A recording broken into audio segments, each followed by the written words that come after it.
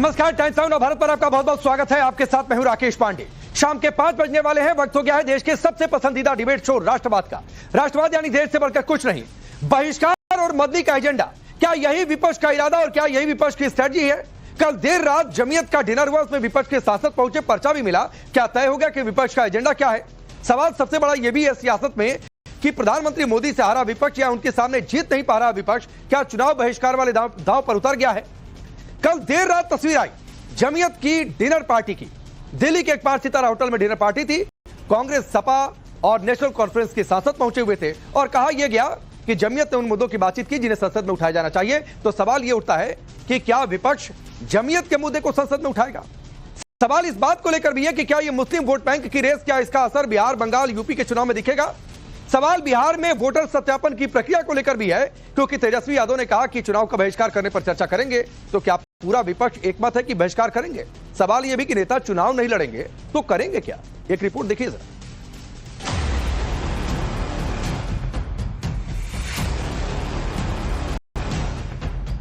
जमीयत ने यह चाहा कि इस तरह के मुद्दों को पार्लियामेंट में रेज किया, तो हम लोग इस पे विचार कर सकते हैं बॉयकॉट करने का चुनाव। कपकपाहट, फड़फड़ाहट, छटपटाहट और घबराहट ये साफ दिखाई दे रही है तेजस्वी यादव जी के चेहरे पर।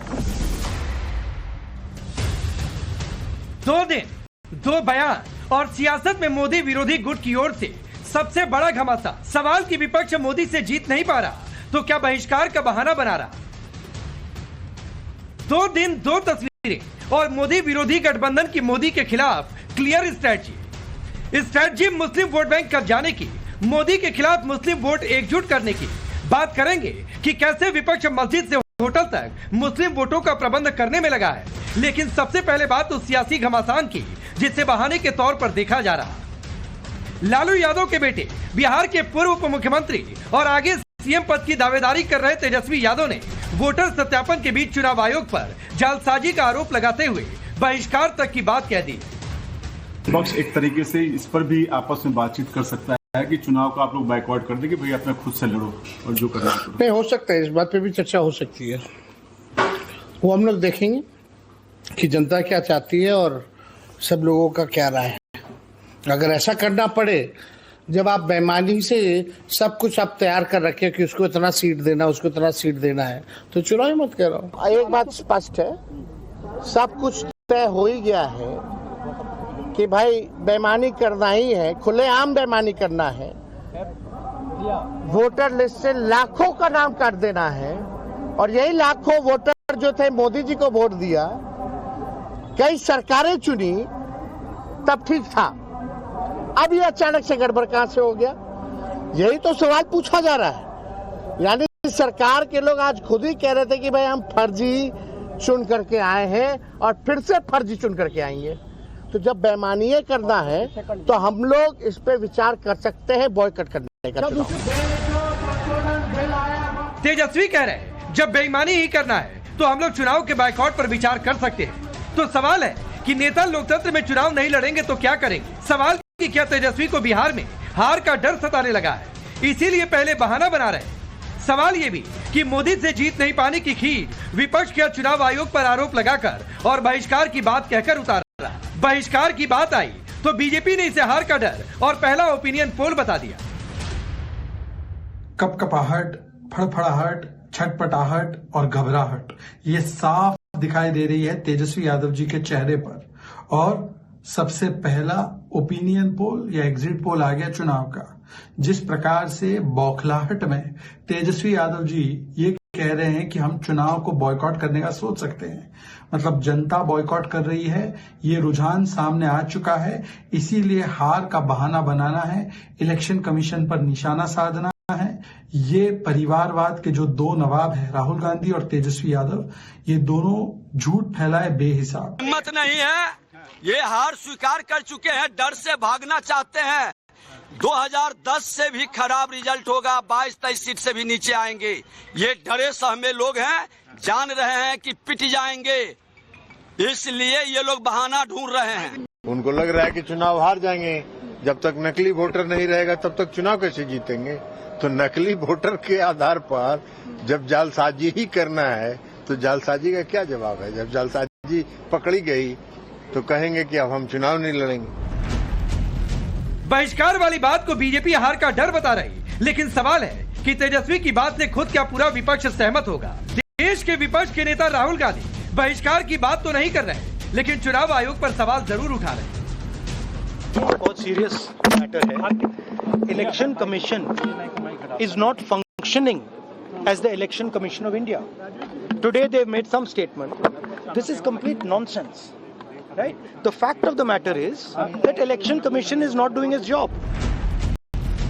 राहुल गांधी ने सोशल मीडिया एक्स पर एक पोस्ट भी किया, जिसमें उन्होंने वोट चोरी के 100% सबूत उनके पास होने की बात कही। लगे हाथ उन्होंने चुनाव आयोग को अंजाम भुगतने की धमकी भी दे डाली। आरजेडी के सांसद मनोज झा तो इतना बढ़ के कि भारत के चुनाव आयोग को बांग्लादेश का चुनाव आयोग बता रहे हैं। वहीं सपा सांसद राजीव राय सारी पार्टियों द्वारा बहिष्कार पर विचार की बात कह रहे हैं। अगर हमारा चुनाव आयोग बांग्लादेश के चुनाव आयोग की तरह व्यवहार होगा, अगर उसको वो आदर्श बन जाएगा, तो दलों के पास, नागरिकों के पास कोई विकल्प नहीं बचा। अंततः अगर कहीं सुनवाई नहीं होगी और आंखों के सामने लोकतंत्र का चीर डकैती होता रहेगा, लोकतंत्र की जिम्मेदारी जिसके हाथों में, वो संस्थाएं खामोश रहेगी, धृतराष्ट्र बनेगी, बल्कि भागीदार बनी रहेगी ऐसी चोरी और डकैती में, तो क्या विकल्प बचता है? इस पर विचार सारे पार्टियों को करना पड़ेगा। एक दिन स्वतंत्र बात करनी ही चाहिए, लेकिन हमारा विश्वास सर्वोच्च न्यायालय के साथ है, हमारा विश्वास इस सदन के साथ है। हर कीमत पर सदन में हमारी बात दबाई जाएगी तो सर्वोच्च न्यायालय है, वहां तो नहीं दबाई जाएगी ना। और जब सारे रास्ते बंद हो जाएंगे तो हम चाहेंगे कि जो बात तेजस्वी जी ने कहा है, सुझाव दिया है, वो तो अंतिम प्रक्रिया है। वोटर सत्यापन वाला मामला सुप्रीम कोर्ट में है। सवाल है कि विपक्ष बहिष्कार की बात कर रहा तो क्या उसे सुप्रीम कोर्ट पर भी भरोसा नहीं?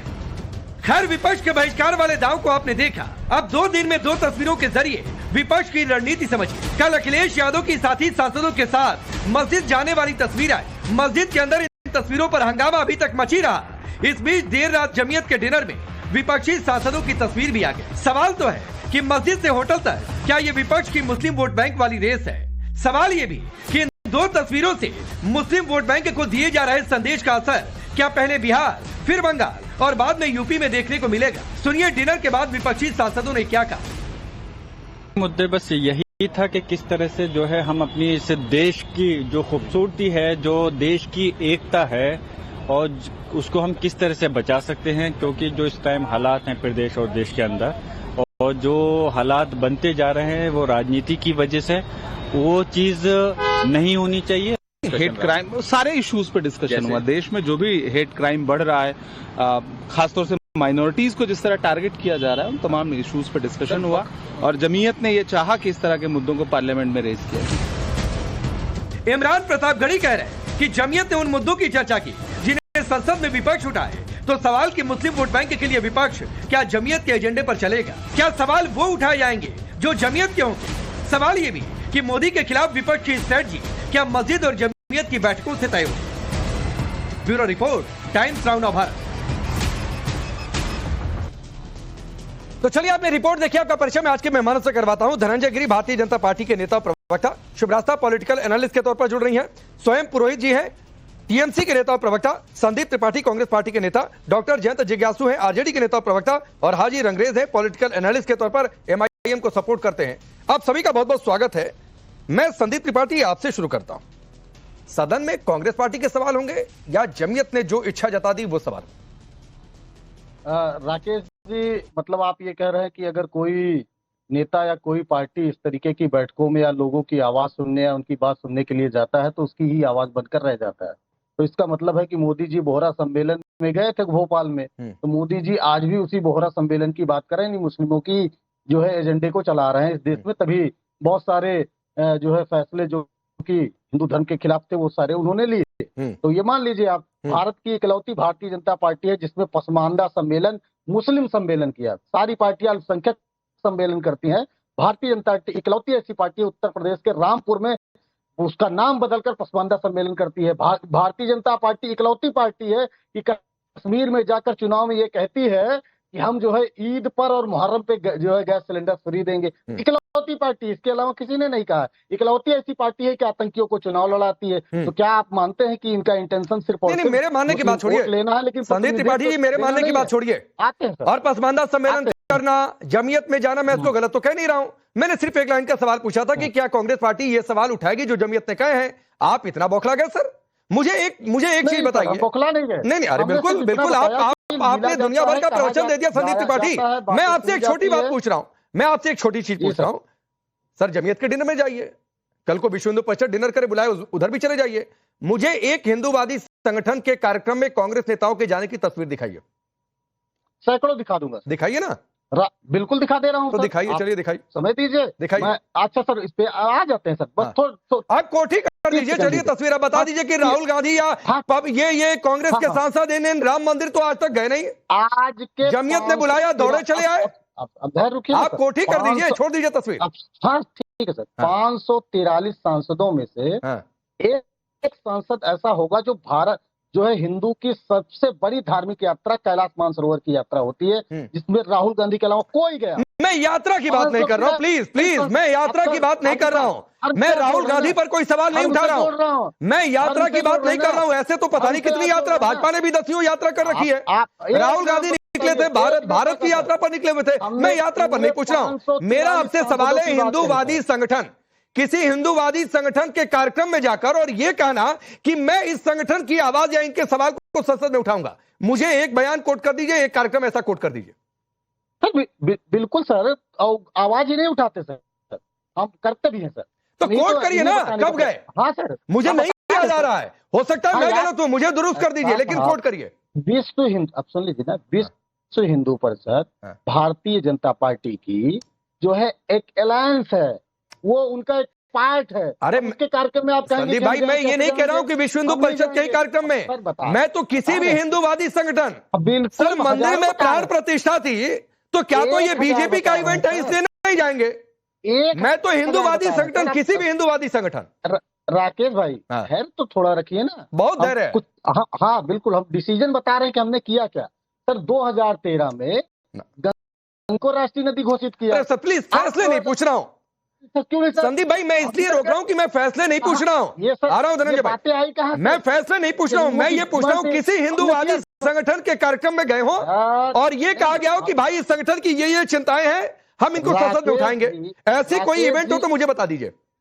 राकेश जी, मैं ये बार बार कह रहा हूं कि आप जाना ना जाना बात की बात है। क्यों बात की बात है? किया क्या? अब आ गए, मतलब नहीं गए? नहीं, मुझे तो लग रहा था कि शायद मैं कम अपडेटेड हूं, हो सकता है आप मेरा ज्ञान वर्धन कर दें। हम अपडेटेड हैं। नहीं देखिए राकेश जी, आप जहां लेके जाना चाह रहे हैं हम वहां बिल्कुल नहीं जाएंगे। अरे आप तो पहले से पहुंचे हुए हैं। नहीं, हम पहुंचे हुए हैं सर, बिल्कुल। पहुंचे न होते तो 16 राज्यों में गोरक्षा अधिनियम लागू करते क्या सर? अरे फिर ये सब बात थोड़ी नहीं है। अब चलिए धनंजय गिरी, मुझे लगा कि शायद ये बता देंगे कि हम इस हिंदूवादी संगठन के कार्यक्रम में गए और हमारे इन सांसदों ने इन सवाल को उठाने का काम किया। मुझे लगा शायद मैं अपडेटेड हूं, ये कह रहे हैं मैं कहां ले जाना चाहता हूं, ये पहले से ही जमीयत के कार्यक्रम में पहुंचे हुए हैं और मुझे कह रहे हैं कि मैं कहां ले जाना चाहता हूं। नहीं, जमीयत के कार्यक्रम में जाना क्या अपराध है सर? मैं कहां कह रहा हूं अपराध है? मैं तो कह रहा हूं कि किसी हिंदूवादी संगठन के कार्यक्रम में भी कभी गए क्या? मैं बिल्कुल नहीं कह रहा हूं जमीयत के कार्यक्रम में जाना अपराध है। धनंजय गिरी बोलिए, हो गया संदीप भाई। राकेश जी खुद को एक्सीडेंटल हिंदू बताने वाले पंडित नेहरू से लेकर के, पंडित नेहरू से शुरू हुआ कि जो कार्यक्रम देश में 70-75 साल तक जम्मू कश्मीर में दलितों को बाबा साहब के संविधान से आरक्षण का लाभ नहीं मिला, वाल्मीकि समाज को क्यों नहीं मिला? क्योंकि तुष्टीकरण करना जरूरी था। उस तुष्टीकरण की आग में देश जलता रहा। आपने वक्फ बोर्ड दिए। 2013 में आप ये नहीं बता रहे हैं कि आपने वक्फ बोर्ड के नाम दिल्ली के लुटियन की सारी प्रॉपर्टी कर दी, असीमित पावर दिए। इसके बाद स्वर्गीय श्री राजीव गांधी ने, देश के प्रधानमंत्री ने क्या किया? सुप्रीम कोर्ट के सामने, जजों की बेंच के सामने शर्मसार किया, सरिया को संविधान के ऊपर कर दिया। एक महिला जिसको कोर्ट ने उनके हस्बैंड से उनका देने के लिए कहा था गुजारा भत्ता, उसके लिए आपने संसद से उसको पलट दिया, जजों की खंडपीठ को पलट दिया। राहुल गांधी जी ने जाकर के और सोमनाथ के रजिस्टर में साइन किया कि मैं गैर हिंदू हूं। जब कांग्रेस को लगा कि ये डैमेज हो गया तो तीसरे दिन जाकर के गोत्र बताने लगे जम्मू कश्मीर में। अरे बंद बदल गए, जात बदल गया, अब आया गोत्र। दादा लेटे सीमेट्री में जनेऊ पहने पौत्र। ये इस देश में ये तुष्टिकरण। मैं कह रहा हूँ पांडे जी, जिस तरह से मैंने ध्यान से सुना, ये तो बदतमीजी कहेंगे ना इसको। मैंने तो उनके बीच में नहीं बोला। नहीं राकेश जी, मैंने तो उनके बीच में नहीं बोला। संदीप त्रिपाठी सुन लीजिए भाई, संदीप त्रिपाठी सुन लीजिए, शुरुआत में नहीं इंटरप्शन इतना। अगर 2-3 लाइन बोलना तो बोलकर चुप हो जाइए। एक बार सुनिए सुनिए सुनिए, पहला वक्तव्य है, सुन लीजिए एक बार प्लीज। संदीप भाई प्लीज प्लीज, नहीं अच्छा लगता है संदीप भाई, नहीं अच्छा लगता है। सुनिए धनंजय गिरी को। मोहन घाटी मुस्लिम बोलिए। नहीं, आप कुछ भी बोले जा रहे थे, मैंने आपको ध्यान से सुना। असहमतियों का सम्मान लोकतंत्र है। आप सत्ता से चले गए, डिक्टेट करने की आदत नहीं, डिस्टर्ब करने की आदत सदन में भी है और डिबेट में भी है। आप डिबेट में भी डिस्टर्ब करेंगे, सदन में भी डिस्टर्ब करेंगे।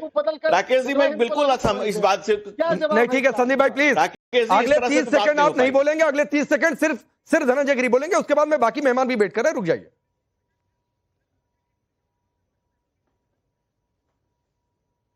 बोलिए धनंजय भाई। राकेश जी कहते हैं ना कि कुल्हाड़ी में लकड़ी का हिस्सा ना होता तो राकेश जी कहते हैं कुल्हाड़ी में लकड़ी का हिस्सा ना होता तो जंगल के कटने का किस्सा ना होता। अगर कांग्रेस पार्टी नहीं होती तो तुष्टिकरण ने इस देश का बेड़ा गर्क नहीं किया होता। मैं तो शुक्रगुजार हूं उन लोगों का, मदनी जैसे लोगों का, जो जिनका एजेंडा क्लियर है, जो ऐसे लोगों का एजेंडा एकदम स्पष्ट है। उनका एजेंडा क्या है? जो लोगों ने लिख रखा है कि उदीन हिजाजी का बेबाक बेड़ा निशा, जिसका अक्सा आलम में पहुंचा मुअज्जम हुआ कोई खतरा न, जिसका न उलझा में छिटका न कुलझा में, जिसका किए पैसी पर जिसने सातों समंदर वो डूबा दहाने में गंगा के आकर, जो गंगा के दहाने में उनका दीन हिजाजी का बेबाक बेड़ा डूबा हुआ है, उसको कंधा देने के लिए कांग्रेस जो ड्रामा कर रही है, जो उनका एजेंडा लेकर के चल रही है, इस मुल्क के ऊपर मुसलमान, ये नहीं चलेगा। हम कहते हैं मुल्क इस माटी से जुड़ा रहे मुसलमान। ठीक है मैं आता हूं इस पार्टी में देख रहा है। ठीक है, मैं एक बार सबके पास चला जाऊं। अभी तो चुनाव बहिष्कार के दांव की भी बातचीत अभी बाकी है, लेकिन हाजी मेहरदीन रंगरेज, आप तो बड़े खुश होंगे, कम से कम पूरा विपक्ष आप लोगों के साथ है। कल मस्जिद में जाने की तस्वीर आ गई, आज भी एक नई तस्वीर आ गई, हालांकि कल की है, होटल में जमीयत का डिनर, और कहा जा रहा है कि आपके मुद्दे उठाए जाएंगे। देखिए, अगर आप दाढ़ी और टोपी के नाम पर लोगों की वोट काटेंगे, और जो दलित भाई हैं हमारे, जो अनपढ़ लोग हैं या प्लान करके दिल्ली में या मुंबई में रहते हैं, और उनकी वोट वहां पर बिहार में है, और वो काम करने के लिए दलित की राकेश जी मैं ऑब्जेक्शन करूंगा। अच्छा दलित और मुस्लिम, ठीक है, एक बार इनका भी पहली लाइन है, एक बार बोले नहीं दिए धनंजय भाई प्लीज। दलित और मुस्लिमों की और जो अनपढ़ और गरीब लोग हैं उनकी वोटों को काटा जा रहा है। 75 साल तक दलितों का हम कर रहे हैं तो और जामिया मिलिया में क्यों दलितों का रिवाइज करने के नाम पर? अरे भाई धनंजय जी, आप थोड़ा सब्र करिए, थोड़ी मेरी बात सुनिए। 90 लाख लोगों की अभी तक जो है, उनका डाटा हटा दिया बिहार में। 90 लाख लोगों की, आपके मुंह से देखिए, मक्कारी नहीं चलेगी। ये 90 लाख लोग मक्कारी नहीं चलने देंगे, ये मक्कारी नहीं चलने देंगे, मक्कारी नहीं चलने देंगे ये लोग। अरे मैं एक मिनट में बीच में आता हूँ। नहीं हाजी मेहरदीन रंगरेज, अभी मैं वोटर सत्यापन वाला सवाल लेकर नहीं आया हूँ। अभी मैं ये सवाल लेकर नहीं आया हूँ कि मोदी से जीत नहीं पा रहे तो बहिष्कार की बात करने लगे, क्यों उधर चले गए। मैं तो सवाल आपसे ये पूछ रहा हूँ हाजी मेहरदीन रंगरेज, वो पर्चा क्या क्या पकड़ा या क्या क्या सवाल है, जरा बता दीजिए, जो आप चाहते हैं विपक्षी सिर्फ उठाए। धनंजय भाई एक मिनट। देखिए, हमारे मुद्दे हैं जो हमारे ऊपर बुलडोजर की कार्रवाई हो रही है, जो हमारी वक्फ की संपत्तियों को छीनने की कार्रवाई हो रही है, जो हमारी मस्जिद, मदरसे, इबादत गाह और लगातार मुसलमानों को लव जिहाद, लैंड जिहाद, हिजाब जिहाद, ये जो टारगेट किया जा रहा है, मुसलमान को सेकंड क्लास सिटीजन बनाया जा रहा है, उस मुद्दों को अगर विपक्षी पार्टियां नहीं उठाएंगी, या हम तो सभी पार्टियों से ये अपील कर रहे हैं कि इन मुद्दों को उठाइए। इस देश में मुसलमानों को टारगेट करके भाजपा लगातार राजनीति कर रही है, मगर इन राजनीति से इनको कोई फायदा होने नहीं। ठीक है सर, तो किसको फायदा होता है नहीं होता है वो तो वक्त बताएगा, लेकिन शुभ रास्ता। अच्छा धनंजय गिरी, आप 10 सेकंड बोलिए, मैं फिर शुभ रास्ता के पास जा रहा हूँ जल्दी। राकेश भाई मेरी बात तो पूरी होने दीजिए, मेरी बात ही नहीं आई। सर हो गया, एक बार सबके पास चला जाऊंगा, 1-1.5 मिनट आपने बोल दिया मेहरदीन भाई। नहीं मैं कह रहा हूं कि इनके मुंह से दलित का शब्द अच्छा ही नहीं लगता है। अगर अच्छा लगता तो 75 साल तक बाबा साहब के दिए गए संविधान से जम्मू कश्मीर वाल्मीकि समाज को क्यों नहीं आरक्षण मिला, और एएमयू और जामिया मिलिया में दलितों का आरक्षण खा गए। मुंह में छिपी है मीठी बातें, रग रग में यारी है, ये देश नहीं जानता है। ठीक है, ये सवाल थोड़ा कांग्रेस, टीएमसी और बाकी लोगों से ज्यादा बेहतर लगेगा मेहरदीन के अलावा, लेकिन शुभ रास्ता एक बात तो क्लियर है कि मदनी के पर्चे में क्या क्या है। वक्फ है, वोटर सत्यापन है, इसके साथ ही बुलडोजर एक्शन सिर्फ मुसलमानों पर, और यही एजेंडा विपक्ष का भी। जी राकेश जी, अगर हम बिहार के संदर्भ में अगर मैं एक बात रखूं तो देखिए, जो बात वोटर रोल को लेकर के हो रही है और इसको बहुत बड़ा मुद्दा बनाने का प्रयास किया जा रहा है, इसमें एक चीज समझना बहुत जरूरी है कि हमारे यहाँ रेजिडेंस और सिटीजनशिप, इन दोनों के अलग अलग मायने हैं। आप भारत देश के नागरिक हो सकते हैं, लेकिन अगर आप उस समय उस जगह पे नहीं है, जहां रह नहीं रहे हैं, जहां पे चुनाव है, तो आप वहां वोट नहीं दे सकते। अब ये एक प्रोसीजरल और लेजिस्लेटिव इशू है जिसपे इलेक्शन कमीशन क्या करे। बार बार इलेक्शन कमीशन पे सीधा निशाना कर दिया जाता है कि इलेक्शन कमीशन ही बदमाश है, वही नहीं कर रही है। बट हमें ये समझना होगा कि इलेक्शन कमीशन का ये मैंडेट नहीं है। हाँ, आप ये भर्त्सना कर सकते हो उसकी कि इलेक्शन कमीशन को बाकी इश्यूज में जैसे प्रोएक्टिव होती है, इसमें प्रोएक्टिव होकर काम करना चाहिए, ये बात भी समझ में आती है। लेकिन ये दबाव तो अपने एमपीज, अपने एमएलएज, अपने नीति निर्माताओं पर लगाना होगा ना कि आप लॉज चेंज कीजिए। People representation of people act 1950 का बना हुआ लॉ है, पोस्ट कॉलोनियल कॉन्टेक्स्ट में बना था, तब माइग्रेशन नहीं था। मान लिया गया था कि जो जनता जहां है वहीं रहेगी, गरीब जनता, रूरल जो गांव ग्रामीण जनता वो नहीं बाहर जाएगी, ऐसा मान करके वो लॉ बना था। आज वस्तुस्थिति बहुत अलग है। तो इस पर कोई भी पॉलिटिकल पार्टी हो, चाहे वो भाजपा हो या वो राजद हो या वो जदयू हो या फिर कोई नई पॉलिटिकल पार्टी जो लॉन्च करके नैरेटिव बनाने की कोशिश कर रहे हो, वो कर रहे हो, वो इन महीन बारीकियों पर बात नहीं करेंगे, क्योंकि जनता को उद्वेलित करना और उद्वेलन से वोट उगाहना, ये हमारी परंपरा बन गई है। और इस परंपरा का निर्वहन सब अपने अपनी हिसाब से कर रहे हैं, राजनीतिक, अपनी अपनी राजनीतिक वैचारिक करते हैं। ठीक है, जयंत भाई मैं आपके पास आता हूं, लेकिन जरा उससे पहले स्वयं भाई के पास जाना जरूरी है। स्वयं प्रकाश पुरोहित, आप लोग बंगाल में अगले साल चुनाव लड़ेंगे कि बहिष्कार करेंगे? नहीं, बंगाल में चुनाव पे अभी देरी है, उसके पहले बिहार में चुनाव है। मगर आपका जो सवाल है कि चुनाव का बहिष्कार करना, ये अलग बात है। इसके ऊपर बहुत बड़ा आंदोलन, देखिए पूरे देश के अंदर में आंदोलन के नाम, दूसरा नाम है आंदोलन का, उसका नाम है ममता बनर्जी। और आसानी के साथ बंगाल की धरती पर जो बिहार में हो रहा है, ये होने नहीं दिया जाएगा।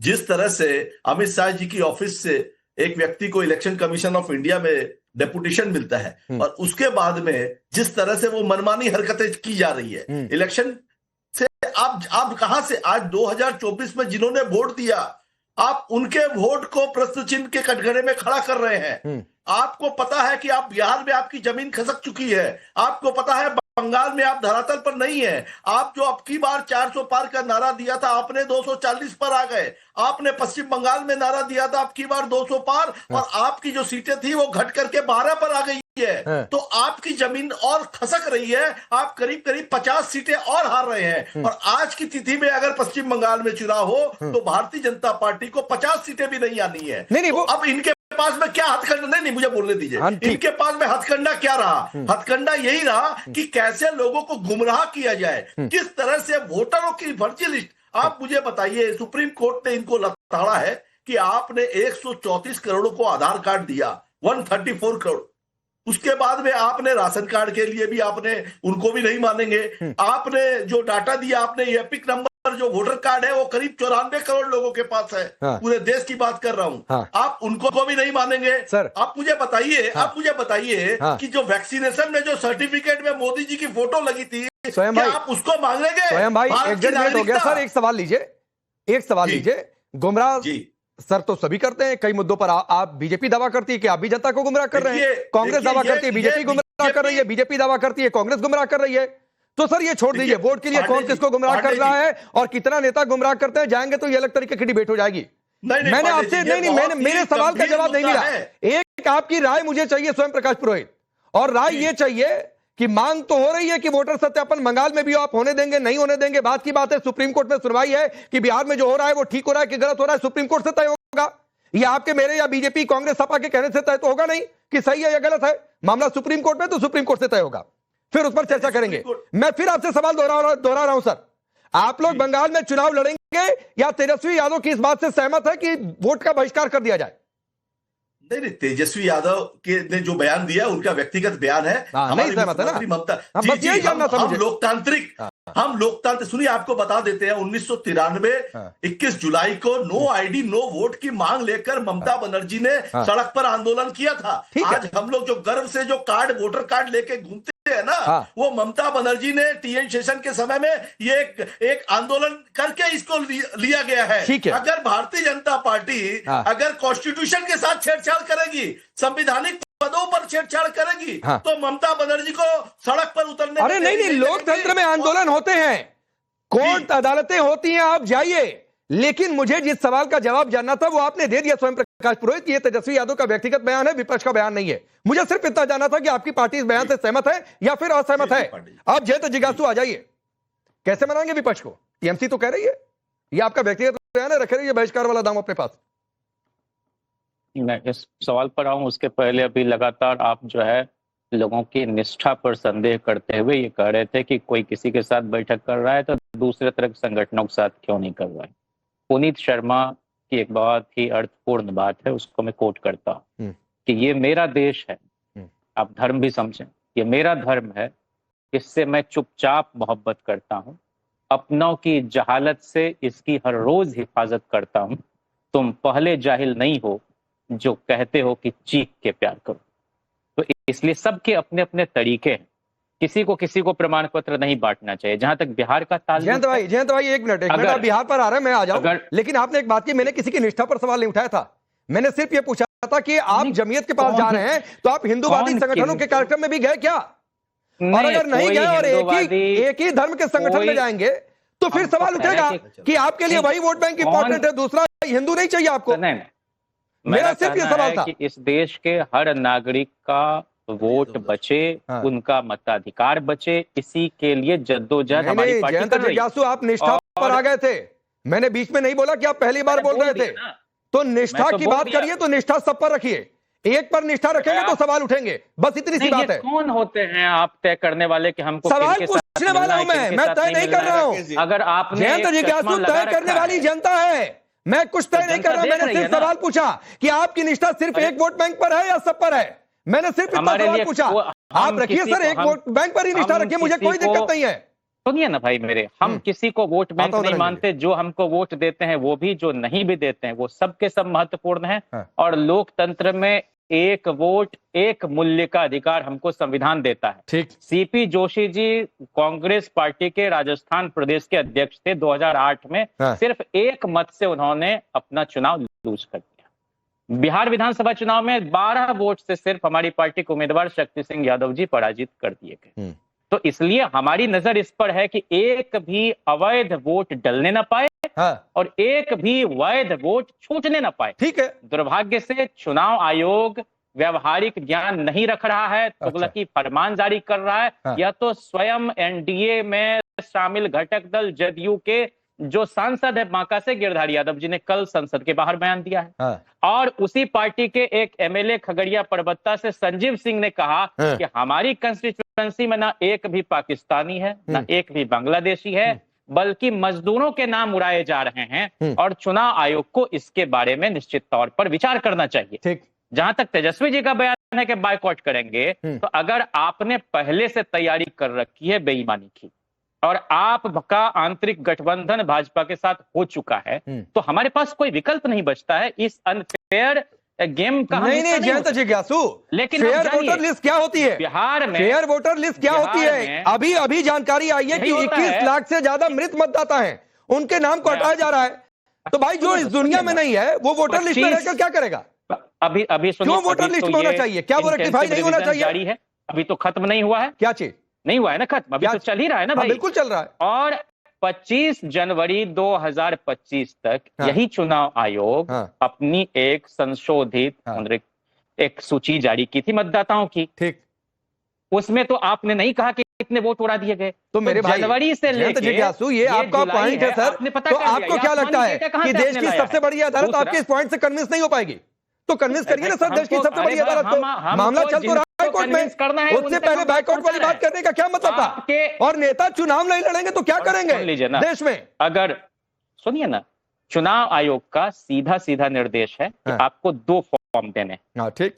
मैं एक शिक्षक परिवार से आता हूं राकेश जी, शिक्षक चुनावी प्रक्रिया का हिस्सा रहते हैं। हाँ। हमारे परिवार में कोई बीएलओ नहीं गया है जो 2 फॉर्म दिया हमको। अरे छोड़िए, मैं बीएलओ गया नहीं गया कल को सर, ये बहुत सारी बातें अभी मैं बैकआउट वाली फालतू बात वाले मतलब है। मैं कोई फालतू बात नहीं कर रहा हूं सर। कन्विंस करिए ना देश की सबसे बड़ी अदालत को। मामला कोर्ट के आगे है ना सर, जयंत भाई, मामला अदालत के आगे है ना। आप यहाँ पर बैकआउट वाली बात पर अपने साथी दलों को कन्विंस नहीं कर पा रहे हैं, टीएमसी को आप कन्विंस नहीं कर पा रहे हैं। सुनिए ना, ठीक है, दूसरी पार्टियां रहती तो मैं उनसे भी पूछ लेता। और आप सर एक मिनट, मेरी बात ही नहीं पूरी होने। अरे बीएलओ जब हमको रिसीविंग नहीं देगा, कल को हमारा नाम उड़ जाएगा, हम क्या कहेंगे? और जो 11 दस्तावेज मांगे जा रहे हैं, अधिकांश लोगों के पास बिहार में वो नहीं है। और दस्तावेज को जो दे रहे हैं उसको अपलोड भी नहीं किया जा रहा है। जयंत भाई, मैं आपकी बात को खारिज नहीं कर रहा हूं, मैं सिर्फ ये कह रहा हूं कि सर इन बातों को अदालत के सामने रखिए। आपके तर्क में दम होगा तो देश की सबसे बड़ी अदालत सुनेगी, कन्विंस होगी, फैसला देगी उस हिसाब से।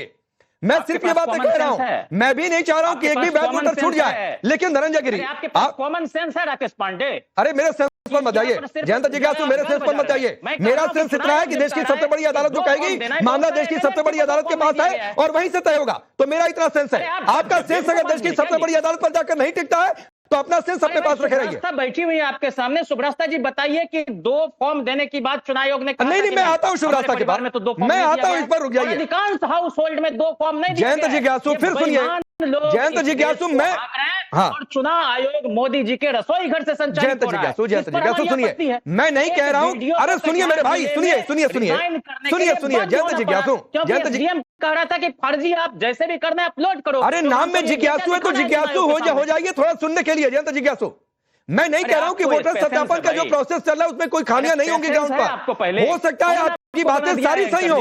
मैं कह रहा हूं देश की सबसे बड़ी अदालत से तय होगा। इतना सेंस नहीं है आपको। चलिए मैं शुभ रास्ता पहले आपके पास आ जाता हूं। नहीं, फिर धनंजय गिरी के पास जाऊंगा। शुभ रास्ता, सेंस क्या है कि देश की सबसे बड़ी अदालत को कन्विंस करिए, या सेंस यह है कि टीवी पर बैठकर कहिए एंकर का सेंस नहीं है? अरे भाई, तो आपको नहीं, देखिए जयंत जी जो बात उठा रहे हैं, मैंने पहले भी कहा कि प्रक्रियात्मक रूप से जो समस्याएं हैं, उन समस्याओं का समाधान भी प्रक्रिया के तहत ही हो सकता है। उसका समाधान प्रदेश की नहीं। अधिकांश लोगों को 2 फॉर्म नहीं दिया जा रहा है। सुब्रता जी, कहाँ आप मतलब एकदम आंख बंद करके आप बात कर रही हैं? आप जाइए बिहार के किसी गांव में। क्या बात कर रहे हैं आप? मैं आपकी बात कर रही हैं, आप यहाँ झूठ बोल रही हैं। आई एम सॉरी जयंत जिज्ञासु, मैं राजद की प्रवक्ता नहीं हूँ, मैं राजद की पॉलिटिक्स इन्वॉल्व नहीं करती, आपकी भाषा यहाँ बात नहीं करती। मैं आपसे निवेदन करती हूँ, एंकर से मैं निवेदन करती हूँ कि इनको म्यूट किया जाए। एक मिनट में आता हूँ। जयंत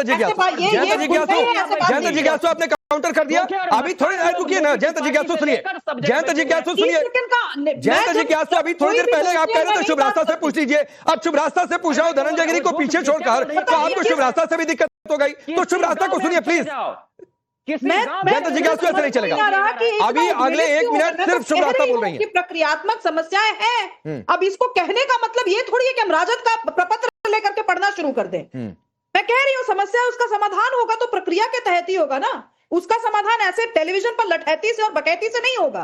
अगर आपको सही में संशोधन चाहिए तो कहिए ना अपने विधायकों को, कहिए ना अपने सांसदों को, करें ना legislative representation of people act में बदलाव करें।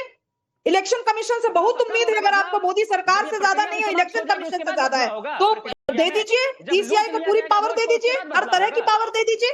पर ये काम अगर लेजिस्लेटिव रिफॉर्म से होगा तो फिर इसका समाधान सड़क पर नहीं हो सकता। ये मैं बहुत स्पष्ट कह रही हूँ, क्योंकि राजद की नीति है कि इनके हिसाब से चीजें नहीं हो तो तेल पिलावन लाठी को लेकर के निकल जाएंगे। ये गुंडाई इस प्रदेश की जनता आप बर्दाश्त नहीं करेगी। बहुत दिन हो गया ये नौटंकी देख ली हमने। इस नौटंकी की वजह से हमने देखा कि बिहार की क्या दुर्दशा हुई है। अगर आपको पढ़े लिखे लोगों की तरह बात करनी है तो पढ़े लिखे लोगों की तरह बात करें, और अगर गुंडाई पे उतरेंगे तो इस प्रदेश की जनता गुंडाई का जवाब वोट से देती है। ठीक है, मैं आगे बताता हूँ धनंजय गिरी। जयंत जिज्ञासु please hold down, please calm down. Jayant जिज्ञासु प्लीज, गुंडागर्दी वो हो रही है जो आप कर रहे हैं। आपको आपकी बारी में समय मिला, दूसरों को बोलने दीजिए। आपने पहले कहा था कि शुभ रास्ता से पूछिए, शुभ रास्ता के पास गया तो शुभ रास्ता आपके मन मुताबिक नहीं बोल रही, तो आपको इससे भी दिक्कत हो गई। तो प्लीज सर, दिक्कतें विपक्ष होती है कि वो सवाल उठाए। मैं नहीं कह रहा हूं कि वोटर सत्यापन में कोई खामियां नहीं होंगी। सर, अदालत के सामने लेकर जाइए। मैं भी चाहता हूं कि एक भी वैध वोटर ना छूटे। कहीं बीएलओ सही फॉर्म नहीं दे रहा है तो उस बीएलओ पर एक्शन हो। मैं नहीं डिफेंड कर रहा हूं, लेकिन सर देश की सबसे बड़ी अदालत में है जयंत जिज्ञासु, और देश की सबसे बड़ी अदालत में जाकर जो खामियां धांधली चल रही है उसको साबित करिए। ये नहीं कि ग्राउंड पर उतरकर अगर कहेंगे बहिष्कार कर देंगे तो जनता यही कहेगी हारने लगे इसलिए बहिष्कार की बात कर रहे हैं। धनंजय गिरी रुक जाइए प्लीज सर, तो बहिष्कार करिए ना, पहले अपने साथी दलों को मनाइए कि बहिष्कार पर सब एक मत हो जाए। टीएमसी तो यहां कह रही है, आपका व्यक्तिगत बयान है, नहीं करेंगे बहिष्कार। जाकर कांग्रेस को मनाइए, कई राज्यों में सरकार है, बोलिए कि वहां से जाकर इस्तीफा दे दें, नहीं चाहिए ऐसा चुनाव, मनाइए विपक्ष को। रुक जाइए धनंजय गिरी प्लीज, धनंजय गिरी आप तो बहुत खुश होंगे कि ये बहिष्कार वाली बात पर एकजुटता नहीं है, अभी से विपक्ष टूटने लगा।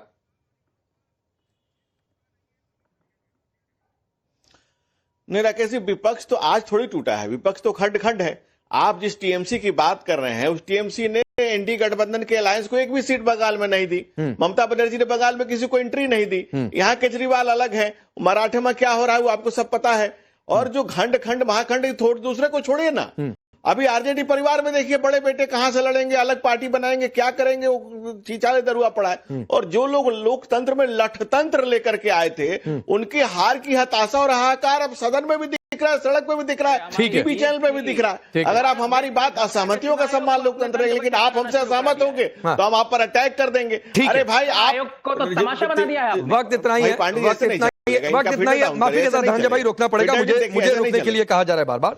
जयंत जिज्ञासु, लोकतंत्र यह है कि अपनी बातों को सड़क पर लेकर जाइए, जनता के बीच में लेकर जाइए, अदालतों से जो गड़बड़ियां चल रही है, धांधली चल रही है, साबित करके अदालत से फैसला लेकर आएंगे। लेकिन बहिष्कार की बात करेंगे तो माफ करिएगा, जनता यही कहेगी कि हार रहे थे, हार का डर है, इसलिए इस तरीके की बात। आप सबका बहुत बहुत शुक्रिया।